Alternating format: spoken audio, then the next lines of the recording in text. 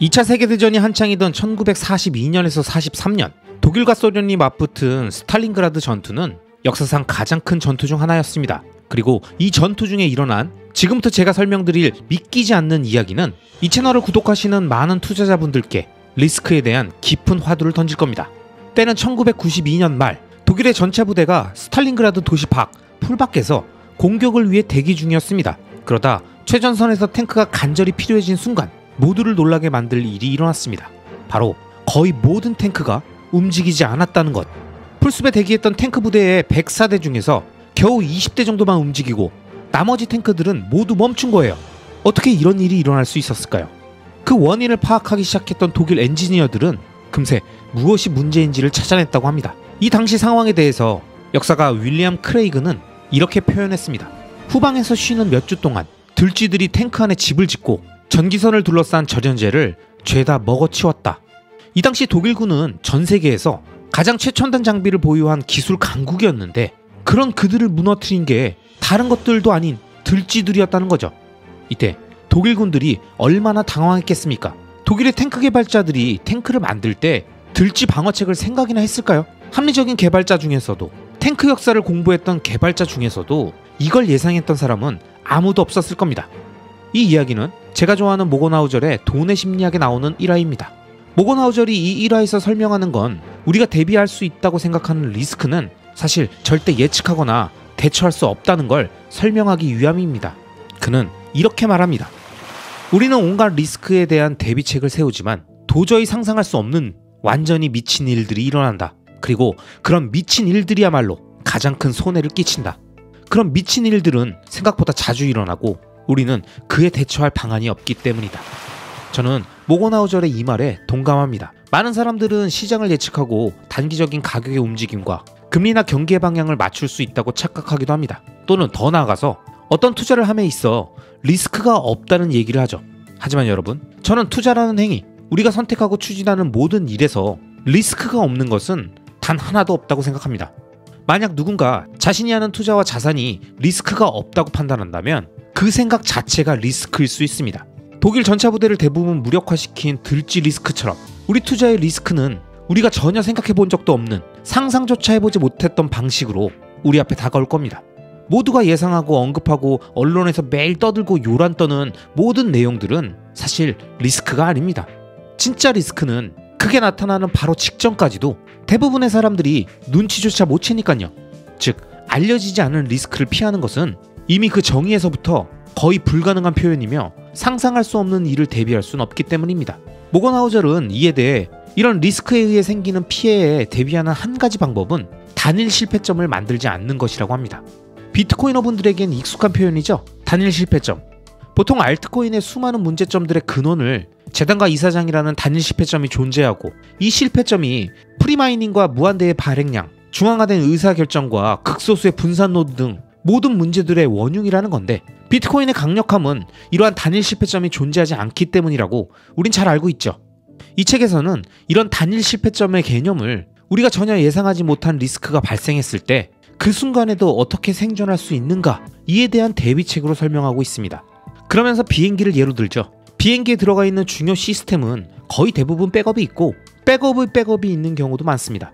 현대식 제트기는 4개의 전기 시스템을 여분으로 갖고 있는데 사실 엔진 하나만으로도 날 수 있고 엔진 하나가 없어도 브레이크만을 이용해서 활주로에 멈출 수 있게 설계되어 있어서 비상시에도 착륙이 가능합니다. 마찬가지로 현수교 역시 케이블 여럿이 떨어져 나간다고 하더라도 추락하지 않도록 설계되어 있고요.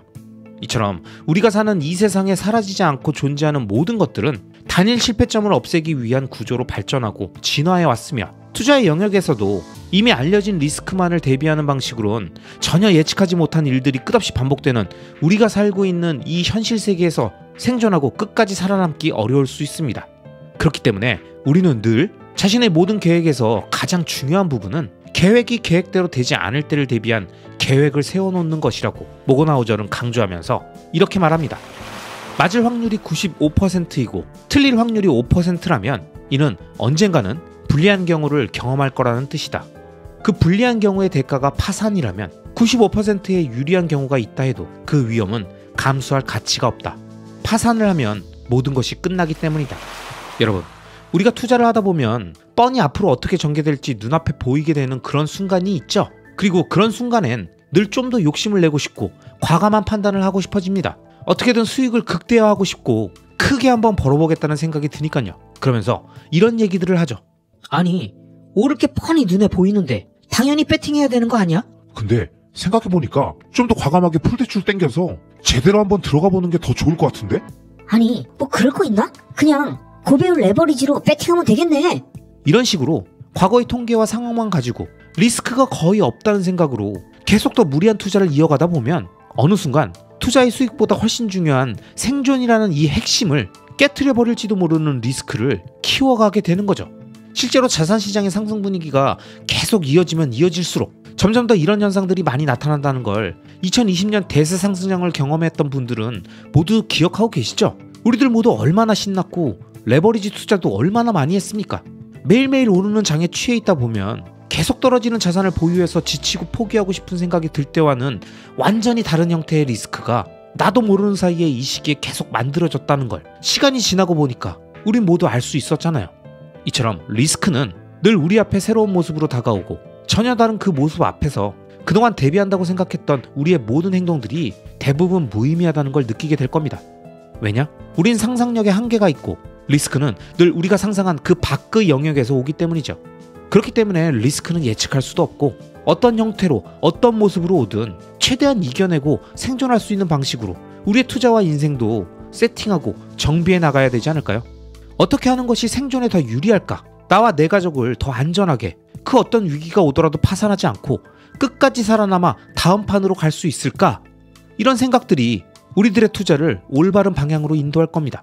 리스크를 타이밍 매매로 덜어내는 것이 아니라 시간으로 녹이겠다는 생각, 리스크가 어떤 형태로 오더라도 모든 자산과 시스템이 한 번에 타격받지 않도록 최대한 비상관 자산들끼리 분산한다는 생각, 그리고 이런 구조 속에서 리스크를 녹일 충분한 시간을 확보하기 위해선 든든한 월 현금 흐름을 창출해주는 본업과 그 본업이 한계에 다다르기 전에 미리미리 준비한 파이프라인과 새로운 또 다른 본업에 대한 도전과 세팅을 통해서 소중한 자산들이 오랫동안 끊김없이 햇빛과 물과 같은 자양분이 월 현금 흐름을 통해 원활히 공급될 때 비로소 내가 상상할 수 없었던 어떤 형태의 리스크가 오더라도 끝까지 리스크를 시간에 녹이며 수익으로 치환해서 생존할 수 있는 겁니다.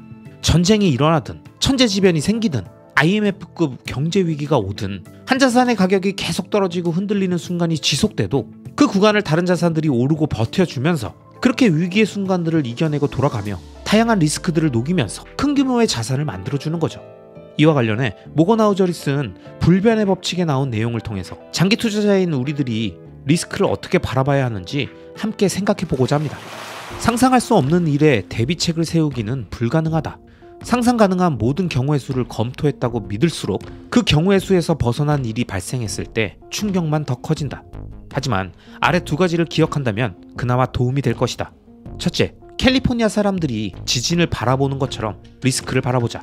그들은 대규모 지진이 언제고 반드시 일어날 것이라고 생각한다. 하지만 언제, 어디서, 어떤 강도로 일어날지는 모른다.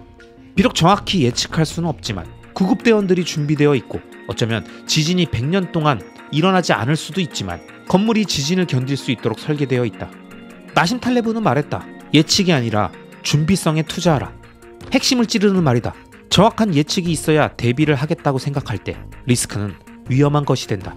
오로지 예측에만 의존하기보다는 언제 어디서 닥칠지 모를지라도 리스크가 언제고 반드시 올 것이라고 예상하고 있는 편이 낫다. 사실 예측은 헛소리거나 이미 누구나 아는 내용인 경우가 대부분이다. 예상과 예측은 다르다. 그리고 다가오는 리스크를 알 수 없는 세상에서는 예측보다 예상이 더 유용하다. 둘째, 상상할 수 있는 리스크만 대비하면 상상하지 못한 리스크는 준비되지 않은 채로 맞아야 한다는 사실을 기억하라. 그러니 개인 재정을 관리할 때는 너무 많다 싶은 액수가 적절한 저축액이라고 생각하라. 저축액은 과하다고 느껴질 정도가 돼야 한다. 스스로 감당할 수 있다고 생각하는 부채 액수의 경우도 마찬가지다. 그 선을 어느 정도로 생각했든 실제로 당신이 감당할 수 있는 액수는 그보다 적을 가능성이 크다. 당신의 현재 대비 수준이 합당하게 느껴져서는 안 된다. 세상을 뒤흔든 중요한 역사적 사건들은 그 일이 실제로 터지기 전에는 비현실적이고 터무니없는 시나리오로만 보였다는 점을 떠올려봐라. 대개의 경우 충격적인 사건 앞에서 당황하는 것은 대비책을 세우지 않았기 때문이 아니다. 쉼없이 노력하면서 상상 가능한 모든 시나리오를 검토한 가장 똑똑한 사람도 때로는 실패한다. 가능하다고 여겨지는 모든 상황에 대한 대비책을 세우고도 전혀 상상치 못한 일에 급습당하는 것이다. 여러분, 저 역시 모고나우절이 이야기한 내용에 모두 동의하지는 않습니다. 그렇게 다 하지도 못하고요. 다만 리스크는 예측할 수 없고 아무리 노력해도 완벽히 대비할 수 없다는 점, 그리고 늘 상상하지 못했던 방식으로 우리들에게 다가온다는 건 진리라고 생각하기 때문에 관련 내용들을 여러분들과 함께 나눠봤습니다. 제가 장기 투자의 슬로건처럼 언급하는 최소 2030년까지 열심히 일해서 구축한 탄탄한 본업을 바탕으로 리스크를 시간에 녹이며 장기 투자와 자기 개발을 이어간다면 그 어떤 형태의 리스크가 오더라도 다 견뎌낼 수 있지 않을까요? 리스크를 예측할 수 없다면, 상상할 수 없다면 우린 수익률 극대화가 아닌 생존에 유리한 방식으로 세팅하고 시간을 무기로 이용하자고요. 아시겠죠? 그럼 오늘도 끝까지 시청해주신 모든 구독자님들을 리스펙합니다.